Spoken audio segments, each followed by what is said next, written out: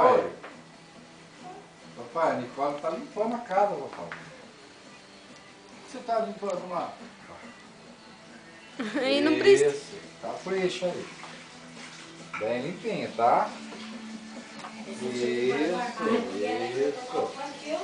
Aham. Isso. Ela gosta de pegar o pano da gente, né? Não dela. Mas ela não queria, ela queria exatamente o que eu tinha. Aí ela viu colocando veja no pano, ela foi lá e quis que eu não fazer. Ela limpa certinho, né, Emerson? Ali.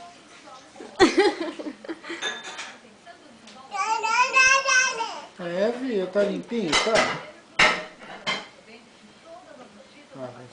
Aí não dá pra você entrar, filha. Não, não pega aí os fios. Ai, ai, ai. Dodói. Esse, essa é tua neta mesmo, hein? Ela tá grávida? Você fez?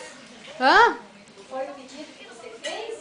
Eu pedido? Você falou que queria que ela fosse caprichosa lá, você quer? Ah, vai limpar o carpete também, filha? Ai. Deita, Ai, filho, meu deita. Deus. Ai, meu Deus.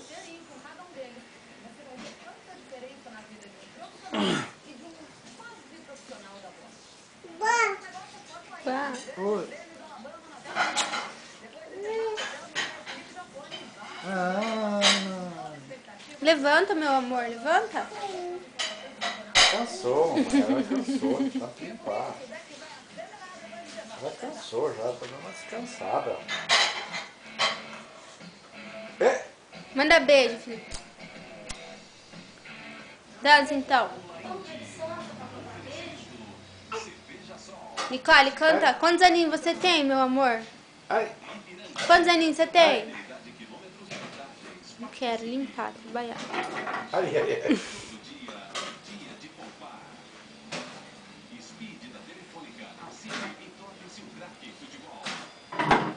Só assim pra me limpar a casa.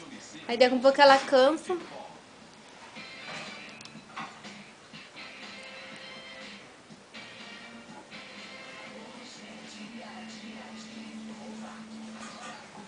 Pronto, já acabou, Tommy.